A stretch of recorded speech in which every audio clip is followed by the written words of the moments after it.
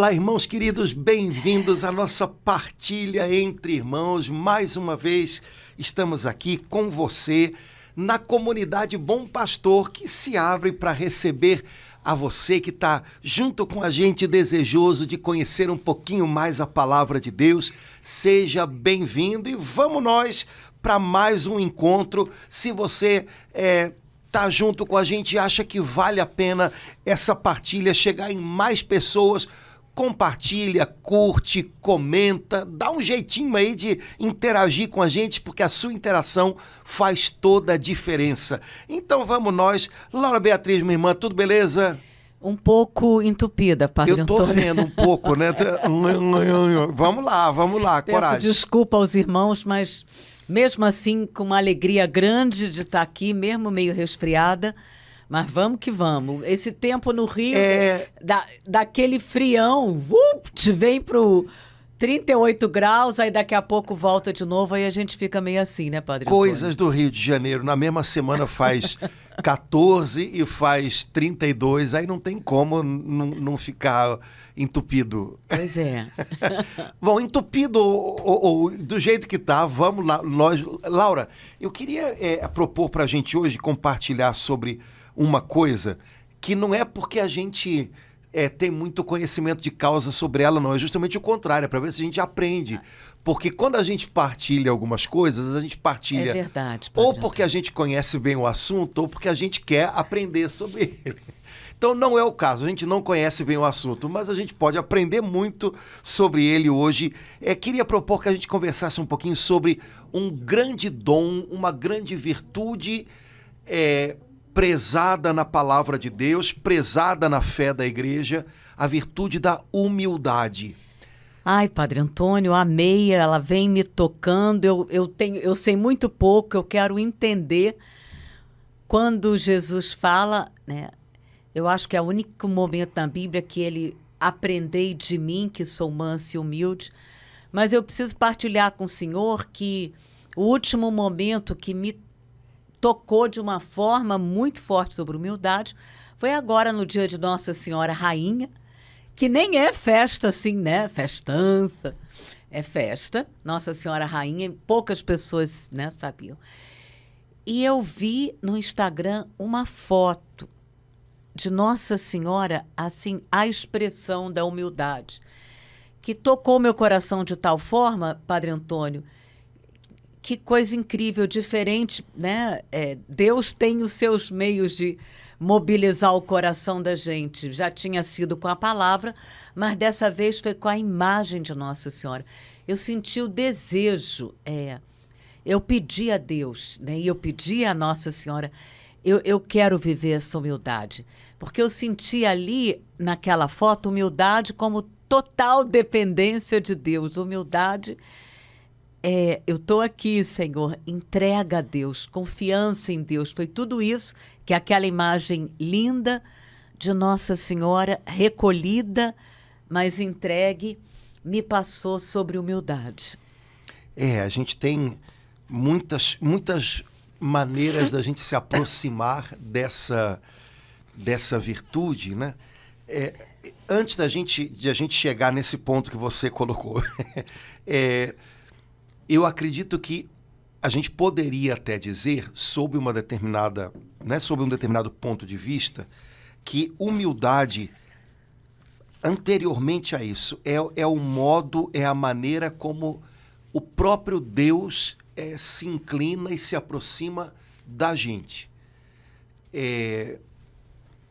Tanto a respeito do Filho, quanto a respeito do Espírito Santo. O Novo Testamento usa expressões que descrevem, né, o modo como o Filho de Deus, Jesus Cristo, se aproxima de nós, o modo como o Espírito Santo vem habitar em nós, como uma descida para estar conosco. Então, eu acho que isso já é uma maneira da gente falar do que é humildade. Então, como o pai e a mãe descem para... Isso. Então, antes da gente chegar na humildade, que é entrega a Deus, vamos voltar mais para trás ainda.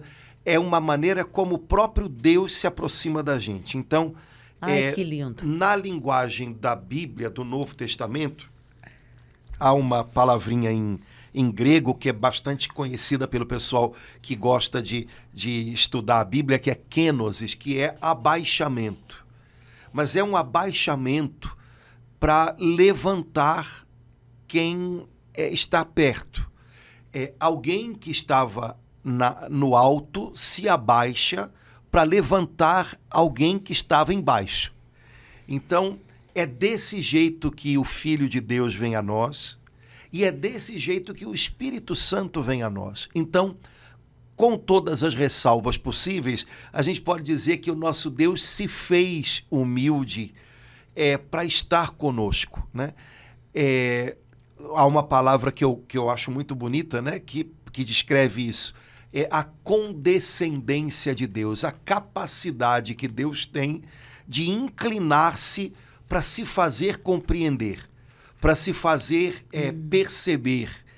E isso exige uma boa dose, vamos dizer assim, de humildade, de disposição em ver em nós algo precioso e que ele deseja erguer, que ele deseja levantar. Então, antes até de falar da humildade de Nossa Senhora, dos santos, a gente poderia falar de uma humildade que o Senhor mesmo decidiu demonstrar para estar conosco, para nos erguer, para nos exaltar, né? Ele desceu, né? Pelo Verbo encarnado em Jesus, Deus desceu até nós. Pelo Espírito Santo que desce sobre a igreja, ele veio até nós para nos tomar pelas mãos e nos fazer entrar num caminho de subida. Mas esse caminho de subida, para nós também é um caminho de descida. Aí tá ficando complicado. Não. Padre Antônio, lembrei de Gênesis 1:1, né? No princípio Deus criou os céus e a terra estava informe, vazia, as trevas cobriam o abismo e o Espírito de Deus pairava, desceu sobre as águas. Nossa, um novo entendimento. Foi exatamente isso que aconteceu naquele caos, né, Padre Antônio? Tudo que Deus faz, a sua criação, a criação de todas as coisas, a salvação dos homens e pelos homens a redenção da criação, tudo é um gesto de humildade, ou seja, ele nos cria, né, porque nos ama. Então, ele amando-nos, ele nos cria. Ou seja, amando seres que são finitos, que são limitados, né, criaturas, né? Amando-nos, ele nos salva, ou seja, vindo até nós, descendo até nós, estando no meio de nós, ele nos salva. Então, no fundo, a gente poderia dizer, com todas as ressalvas que se poderia ter, que Deus manifesta todo o tempo uma profunda humildade em estar conosco, né? Em vir até nós. Ele desce, né? Volta e meia essa expressão aparece no Novo Testamento. Tanto falando do Filho quanto falando do Espírito Santo, ele desce. E esse descer, acho que não tem maneira de entendê-lo, senão entendê-lo dessa maneira. Isso é uma manifestação de humildade, ou seja, ele vê em nós, ele dá a nós um valor, uma importância que, nossa, de onde vem isso? Né? A não ser do amor com que ele nos olha, né? Por isso que tantos salmos, Padre Antônio, falam, e o Senhor inclinou sobre mim, e o Senhor se dobrou sobre mim. Até os profetas, né? O Espírito de Deus desceu sobre os ossos secos. Então, assim, no minuto me vieram assim ao coração esses tantos versículos em que falam isso, né? E o Senhor estendeu a sua mão para me levantar, como fala aquele salmo. O Senhor inclinou para mim. Meu Deus, que coisa linda. E sem necessidade nenhuma da parte dele, né? Deus não vem a nós buscando em nós algo que ele precise. É sempre por um transbordamento de amor, né? Um amor humilde, é um amor que leva tanto em conta aquele que é amado, que se debruça, né? Que se inclina, que permanece ao lado. Portanto, vamos dizer assim, Deus não tem nenhum interesse em nós que não seja o nosso próprio bem. Que, obviamente, redunda em maior glória para Ele, mas Ele não precisa de nós para ser glorificado. Ele não é mais ou menos Deus na medida em que nós o glorificamos ou não. É uma profunda humildade de amor. Essa é a postura de Deus em toda a história da salvação, de modo especial no mistério da encarnação do Filho e no mistério de Pentecostes. Deus vem a nós, vendo em nós um valor que está nos olhos dele, no olhar dele, né? Deus vem a nós nos considerando valorosos para ele. E isso tem muito a ver com humildade.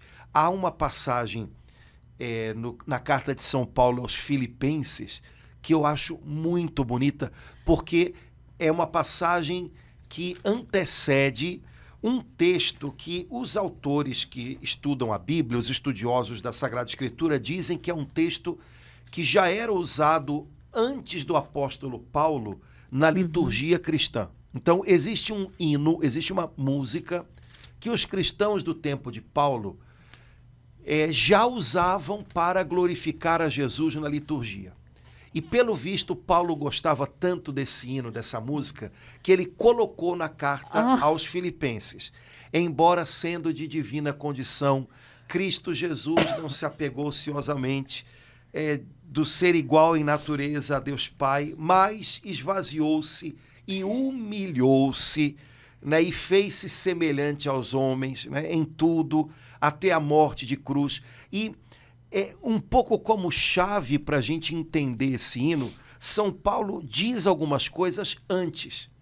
E esse hino está no capítulo 2 da carta aos Filipenses, a partir do versículo 6.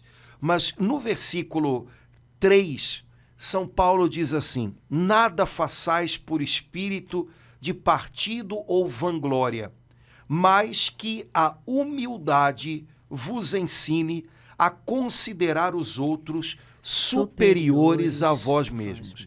E então, depois dessa frase, ele, entre aspas, copia o hino e coloca dentro da carta.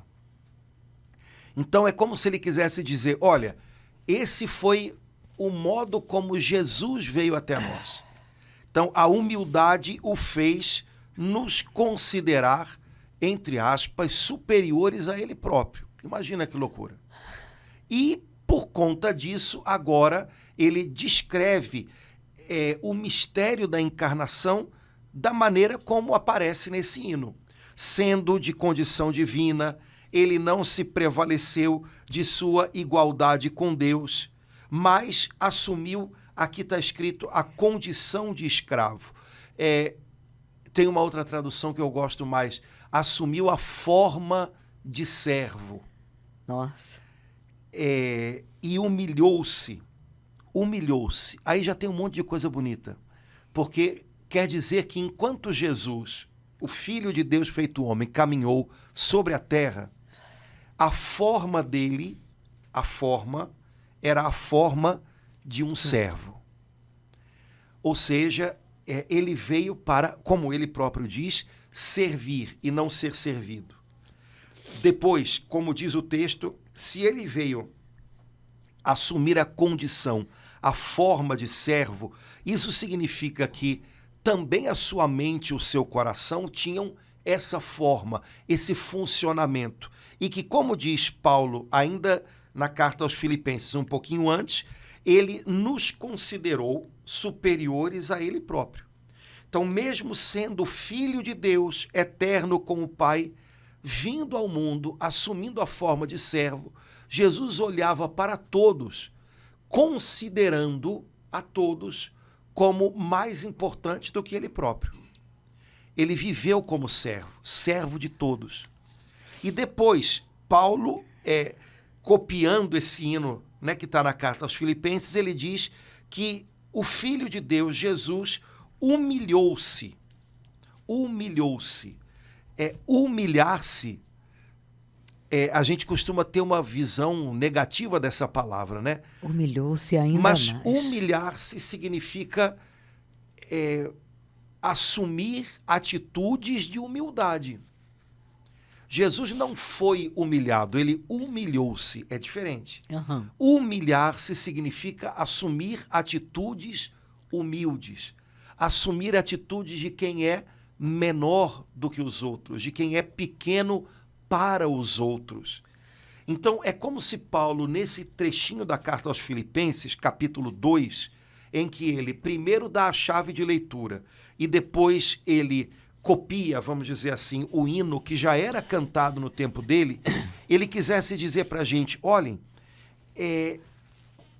o sentimento de Cristo, o modo como Cristo viveu sobre a terra, foi sempre um sentimento de humildade, um modo ou uma forma de servo.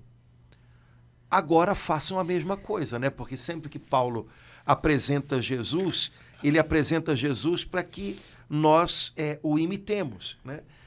Jesus é o nosso modelo em tudo. Então, vivam do jeito dele.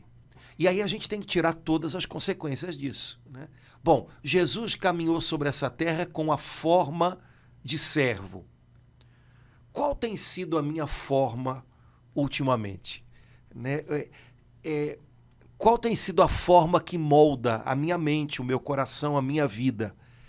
É a forma de um servo ou é a forma de um patrão? Né? É a forma de um dono de tudo que tem, de tudo que, né, de todos que estão ao seu redor. Se eu quero ser como o meu Senhor Jesus Cristo, eu preciso aprender a ir tomando cada vez mais a forma de servo, onde quer que eu esteja. Padre Antônio, essa descrição que o senhor fez de Jesus é tão estonteante, é tão quase que difícil.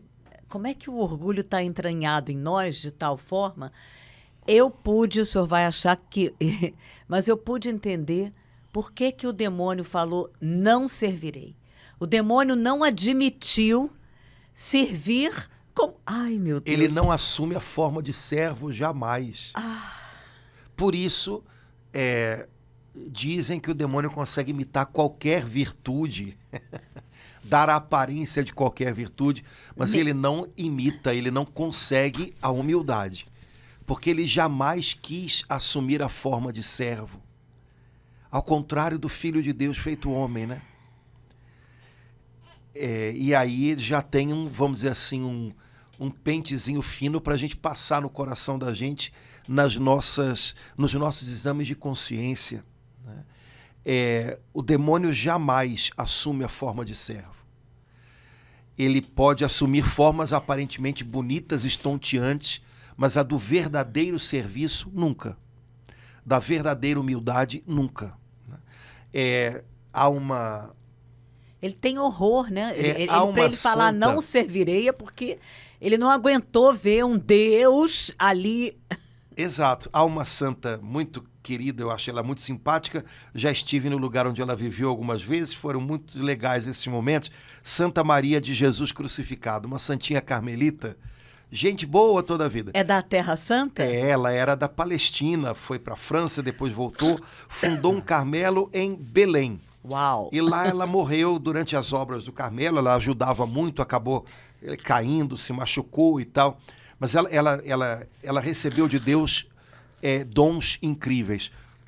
A história dela está entre as histórias assim mais cheias de portentos e milagres que há na história dos santos católicos.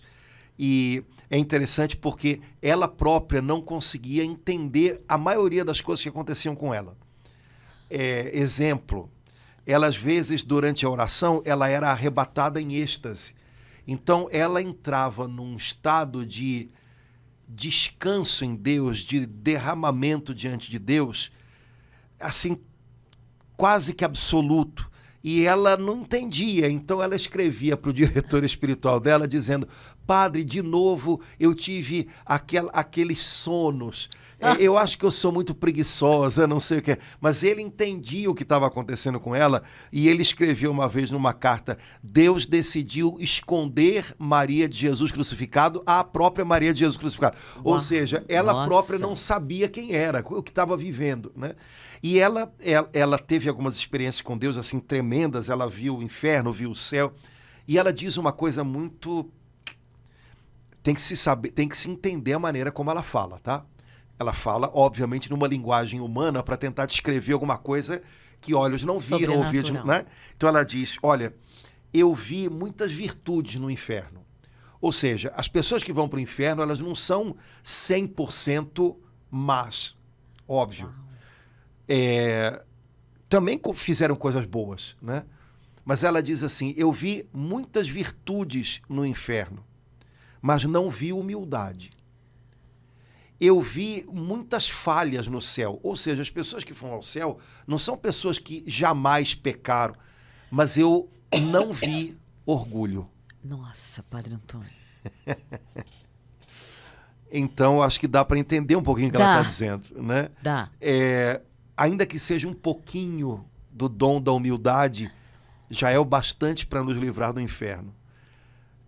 Ainda que pareça uma pitadinha só de orgulho, talvez já seja o bastante para nos impedir do céu.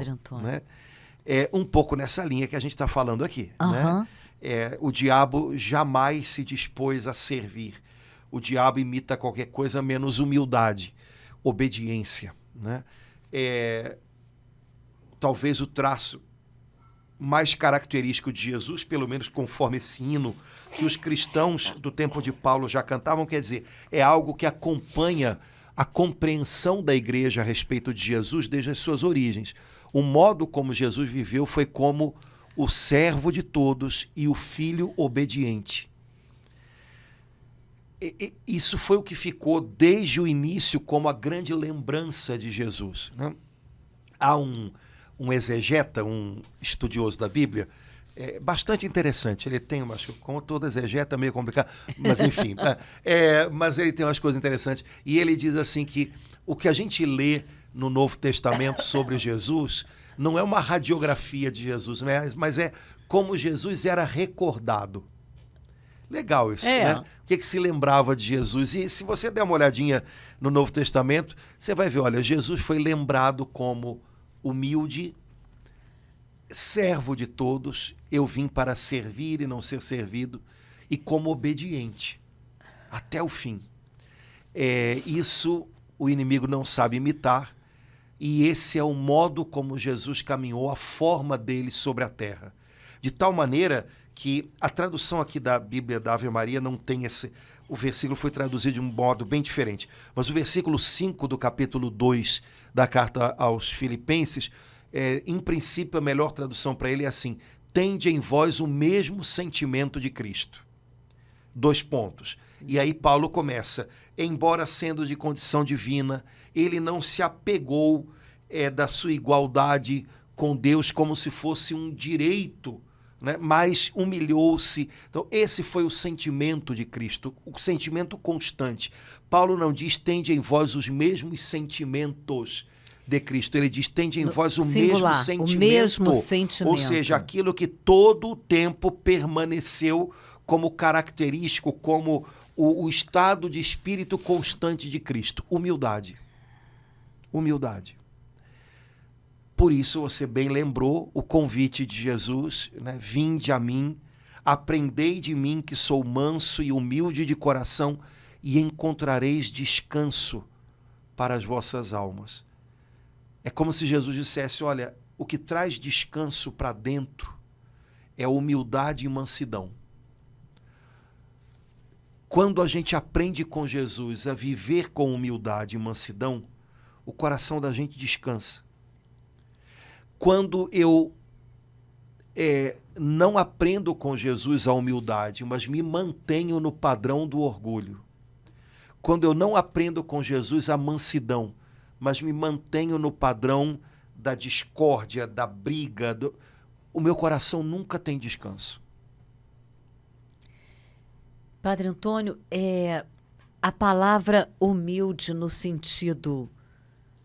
usual, normal, é tão diferente disso tudo que o senhor está falando, né?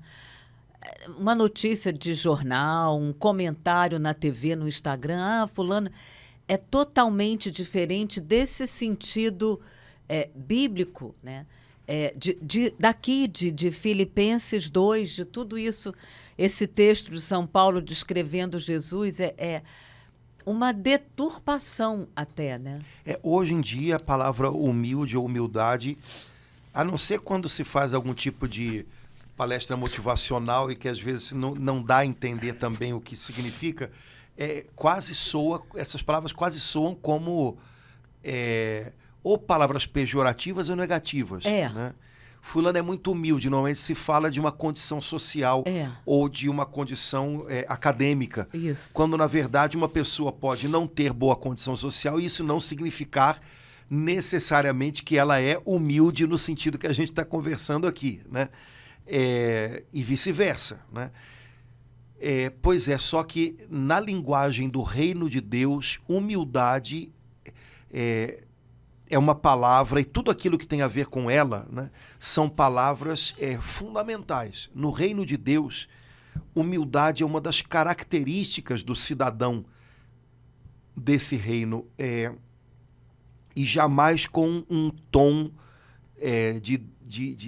sei lá, né, para deplorar a situação de quem quer que seja, né? Porque a humildade tem a ver com um caminho que se faz dentro. Não é uma virtude, não é uma característica dessa ou daquela pessoa e que aquela ou aquela outra não tem. Não, é algo que o Espírito Santo vai formando na gente. E, obviamente, tem que ser desejado e acolhido. Inclusive, lembrando que a gente não aprende a viver com humildade se a gente não se humilhar, como Jesus é descrito na carta aos Filipenses, humilhou-se, ou seja, abaixou-se. Eu preciso ter comportamentos, ou quando o Espírito Santo me faz o convite a humilhar-me, eu preciso acolher esse convite e tomar a forma de servo e abaixar-me também para levantar e, se for o caso, até para honrar quem está ao meu lado. É preciso que isso seja...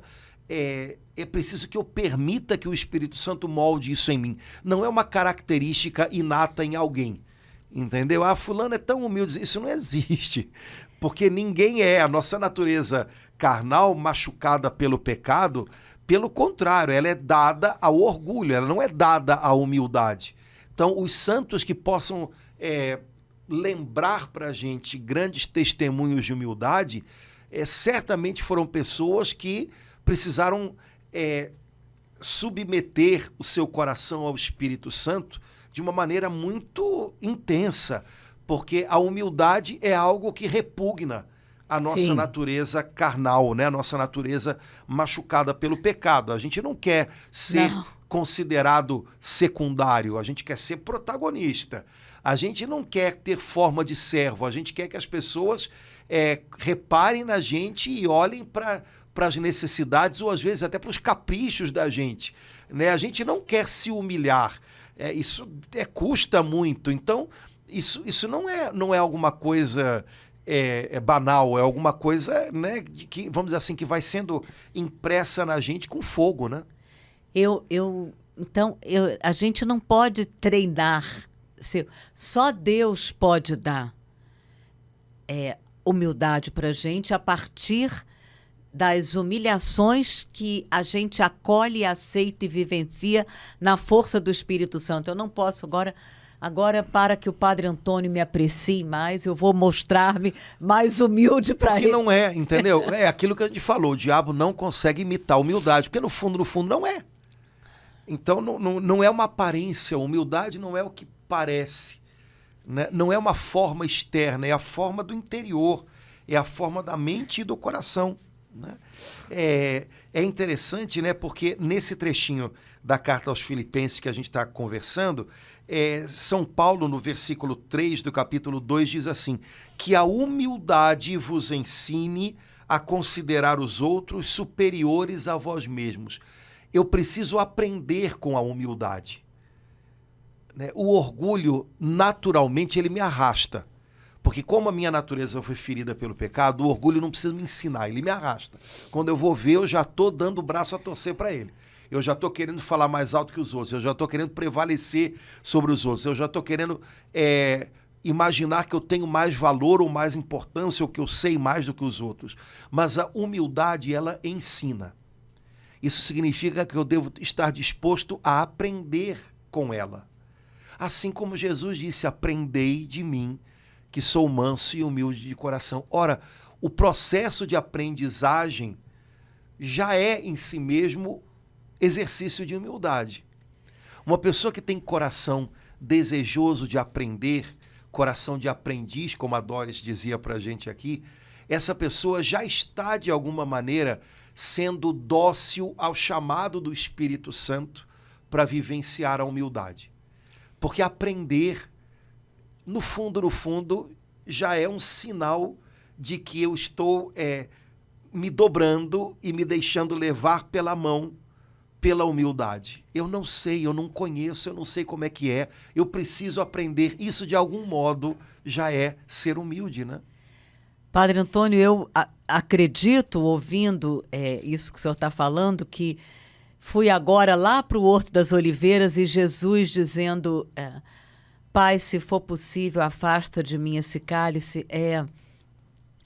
Eu acredito que na medida em que a gente vai dizendo com as nossas palavras isso para Deus, Padre, Pai, eu não estou aguentando essa humilhação que eu passei, isso que me fizeram passar.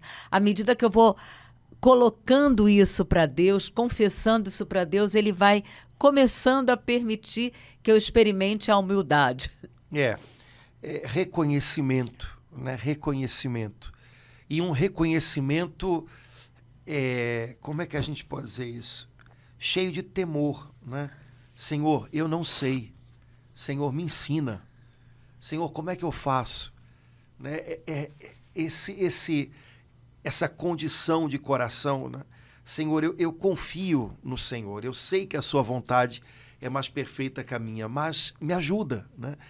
Tudo isso é parte desse caminho, que é o caminho da cruz, né? Que é o caminho do esvaziar-se de si mesmo, do humilhar-se também diante de Deus, né? A gente estava comentando antes da nossa conversa aqui com os irmãos, né?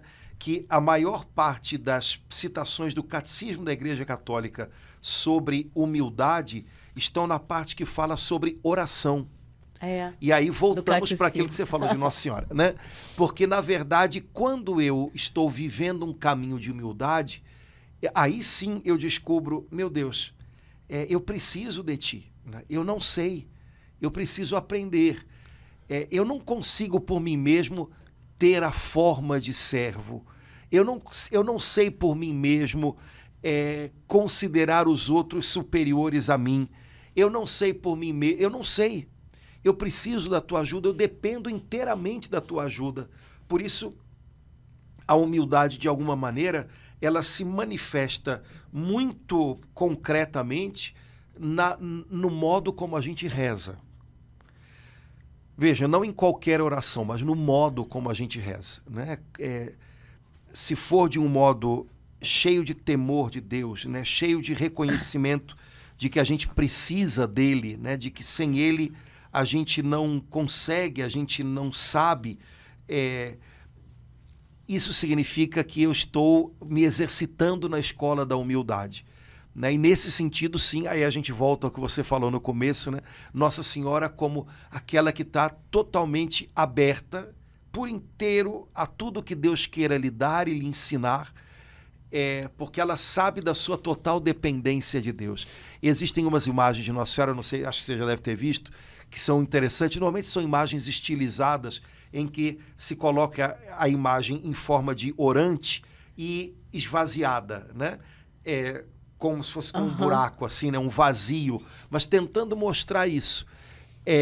Na oração, com um coração humilde, é como se eu me colocasse diante de Deus esvaziado, reconhecendo o meu vazio para que ele preencha. E é interessantíssimo porque Nossa Senhora diz que a coisa que Deus viu nela e que mais ele achou bonita foi justamente a humildade, né? Porque ele olhou para a humildade de de sua serva. Ou seja, ele viu nela um coração totalmente pronto para ser preenchido. E preencheu. Portanto, na oração a gente manifesta a abertura à humildade e a gente recebe o dom da humildade. De algum modo, esse dom vai conquistando mais o nosso coração, vai nos ensinando mais na nossa oração. Então, algo que a gente vai aos pouquinhos manifestando na vida com os outros, algo que a gente também aprende no dia a dia, porque tem a ver com o humilhar-se, mas algo que a gente não pode conquistar com as nossas forças. É algo que a gente também recebe de Deus como um dom, como uma graça. É muita coisa bonita, né? Quer dizer, é um trabalho de Deus na alma da gente. E intenso, e até dizem 3 horas depois da morte, o orgulho vai estar lá. Ao mesmo tempo, Padre Antônio, o senhor falou repugnar, repulsa. Na nossa natureza humana, eu percebo isso claramente. A gente tem uma repulsa à humildade. Ao mesmo tempo que atrai, a gente que busca a Deus, busca a palavra, tem uma caminhada na igreja, em comunidade, a gente deseja, a gente que ama Jesus, que fala aprender, mas ao mesmo tempo a gente tem, no momento em que a gente experimenta uma situação de humilhar-se, de humilhação, há um sentimento de repulsa, uma luta grande, né? Porque a humildade não é algo natural ao nosso estado atual de natureza, né? Mas a respeito disso que você estava falando, eu estava vendo aqui a regra de São Bento. São Bento tem um capítulo da regra grande no qual ele fala dos graus da humildade, né? E o quarto São grau... São 12 graus, né? O quarto grau da humildade é muito interessante, porque ele diz assim, consiste esse grau no exercício da obediência, de tal maneira que o irmão abrace a paciência de ânimo sereno nas coisas duras e adversas, ainda mesmo que se lhe tenham dirigido injúrias, e suportando tudo, não se entregue nem vá embora. Você falou que a gente tem uma repugnância à humildade, e é fato. A gente tem uma repugnância a se humilhar ou ter a impressão de que está sendo humilhado. Por exemplo, se eu não sou visto de primeira, eu me sinto humilhado. Se as pessoas veem os meus erros, eu me sinto humilhado. E por aí vai. Qual é a tendência da gente quando a gente se depara com essas situações que nos repugnam? Fugir. Ir embora. É verdade. Ir embora. E aí São Bento está dizendo aqui que o quarto grau da humildade, no fundo, não vai embora, fique. Ai, amém. Fique. Não vai então embora. Imagina que você... Por isso, a vida em comunidade para um cristão é tão importante. Imagine que você está numa comunidade, seja uma paróquia, seja uma comunidade de renovação, e naquele lugar, depois de um tempo, é possível que você se sinta humilhado. Ou porque você não foi colocado numa posição que você imaginava que merecia ter, ou porque as pessoas começaram a reparar nos seus defeitos. Qual é a tendência da gente? Vou embora. Que aí no outro lugar eu vou ter mais tempo. De repente as pessoas... Eu vou conseguir enganar melhor, né? E São Bento diz, fica. Uma das normas de São Bento, um dos pontos em que ele exige... É um capítulo que ele fala sobre humildade. Sobre os graus da humildade, né? E uma das normas de São Bento, quer dizer, um voto que São Bento pede dos monges, é estabilidade. Ou seja, você entrou para um mosteiro, você vai ficar ali até a morte. Fica ali. Porque ele sabe que a tendência da gente é meio ser como o grilinho, que primeiro aperto, pum, vai embora. Fica. Porque é permanecendo e se sentindo humilhado. E permitindo que as pessoas vejam os seus erros, que você vai poder crescer, vai poder caminhar, vai poder ser polido. Estou lembrando aqui de Santa Teresinha, no final da vida, quando ela já estava doente na enfermaria, ela agradecia a Deus porque as irmãs estavam podendo ver as fraquezas dela, podendo ver as imperfeições dela. E ela estava feliz por... Que bom que elas estão vendo que eu sou uma pessoa imperfeita. Elas podem me ajudar, então, nisso. Eu posso reconhecer a minha miséria na medida em que as minhas irmãs também veem as minhas fraquezas. Porque a tendência da gente é querer mostrar que a gente é forte o tempo inteiro, que a gente tem sempre as melhores reações o tempo inteiro. Então, as pessoas que veem as nossas fraquezas, bendito seja Deus por elas. Não quer dizer que a gente tem que ser fraco e não queira melhorar, não é isso. Mas até o último dia a gente vai estar lutando. Então, as pessoas que nesse caminho percebem que a gente não está pronto, ao contrário do que a gente gostaria de mostrar, que a gente não acerta o tempo inteiro, ao contrário do que a gente gostaria de fazer entender, essas pessoas nos fazem muito bem. Porque elas nos obrigam a lembrar, não dá para enganar, né? Eu ainda estou em construção, ainda estou em obras, né? E em vez da gente julgá-las ou se afastar delas... Permanece. Pede perdão, recomeça, né, volta atrás, tenta de novo, mas, segundo São Bento, não vá embora.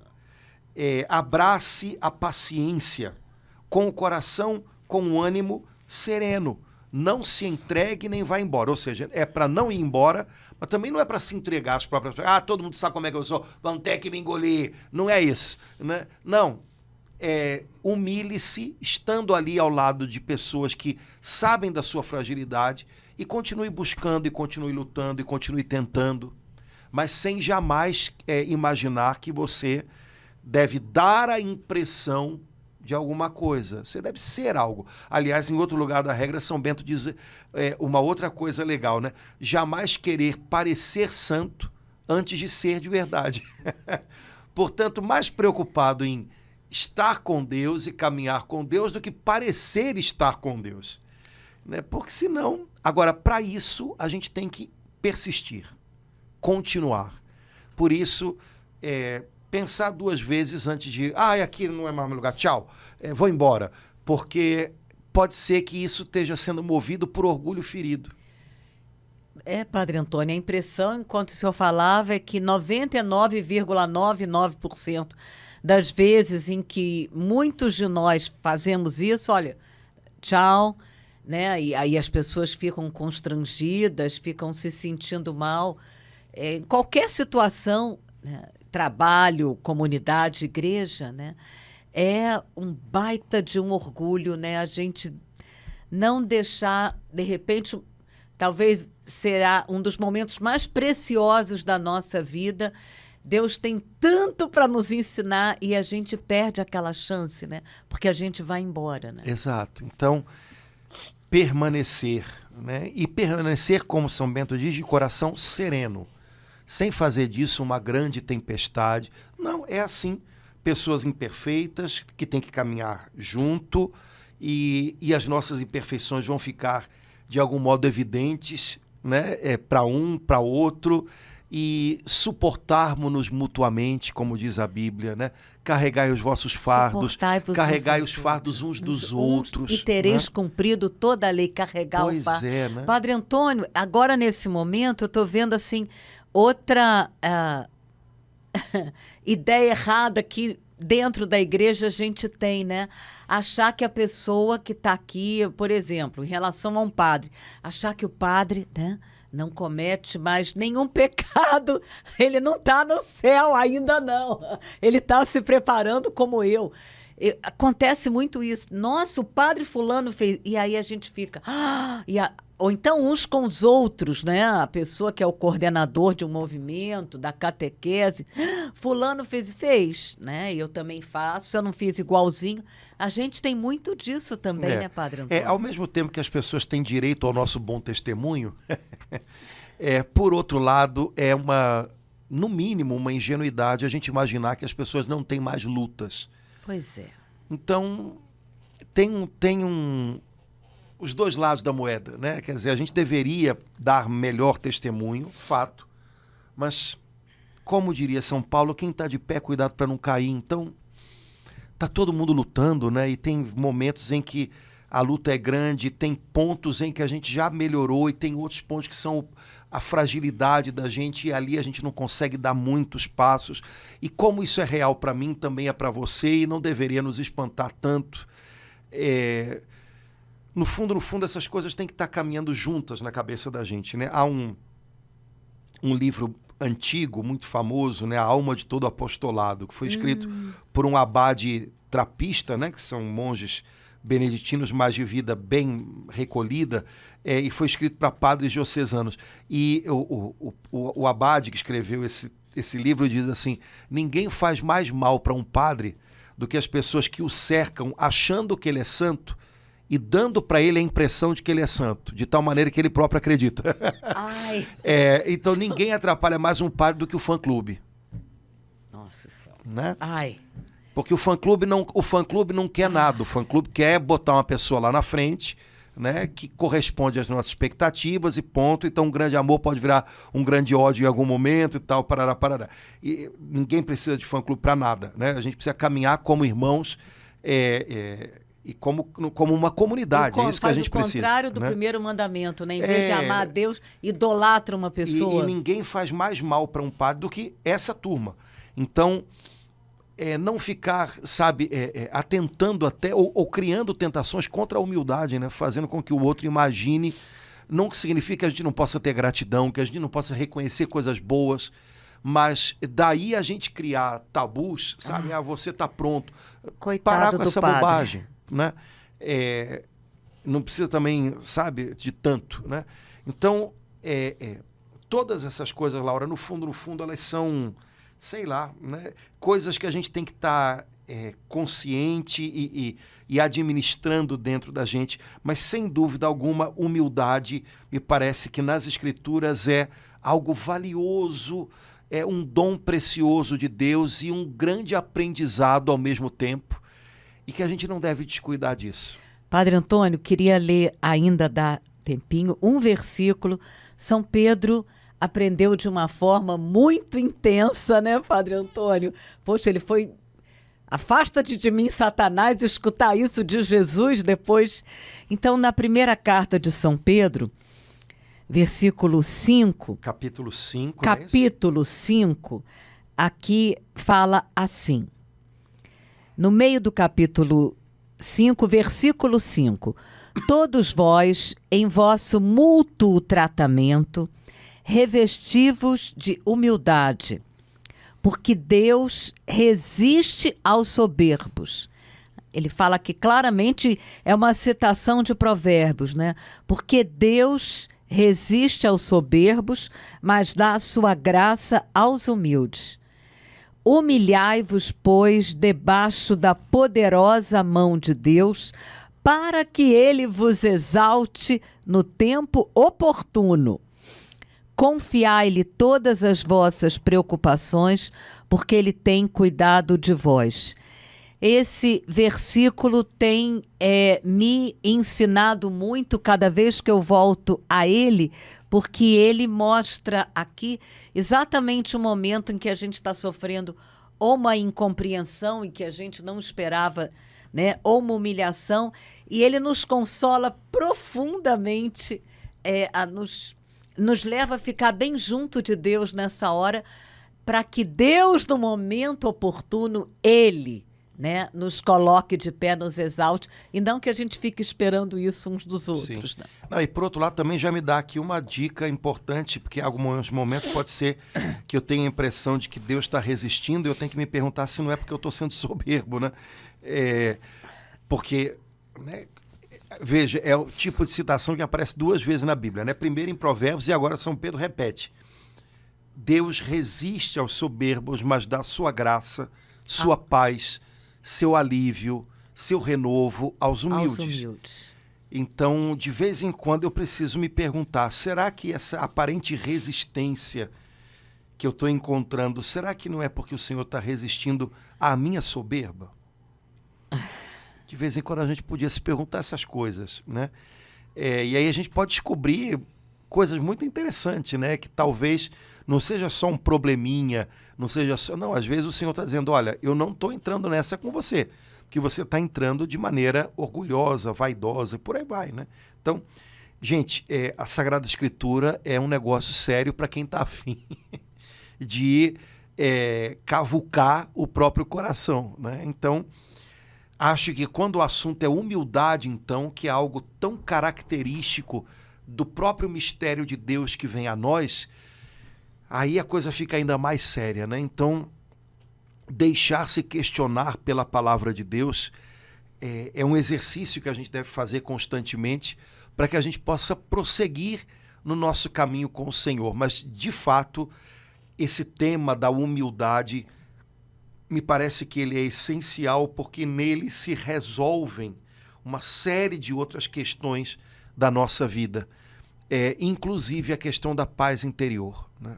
Aprendei de mim, que sou manso e humilde de coração, e tereis descanso para as vossas almas. Quem sabe o Senhor não quer alertar a gente, se o nosso coração não encontra descanso, talvez ele possa encontrar se a gente com humildade se achegar ao Senhor e simplesmente disser: Senhor, eu não sei, eu pensei que estava pronto, eu pensei que podia, mas eu dependo inteiramente de Ti.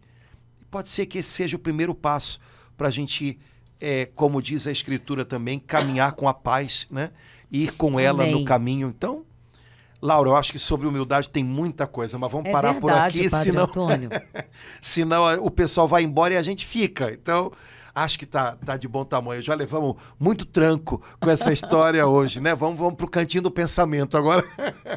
Gente, vamos lá, Deus abençoe. Espero que a nossa partilha possa ter ajudado os irmãos, possa edificar a gente, que a gente possa continuar aprendendo com a palavra sobre aquilo que o Senhor deseja e já está fazendo no coração da gente, né? Deus abençoe, coragem, Amém. coragem. Até logo, gente. Tchau, tchau. Tchau, irmãos.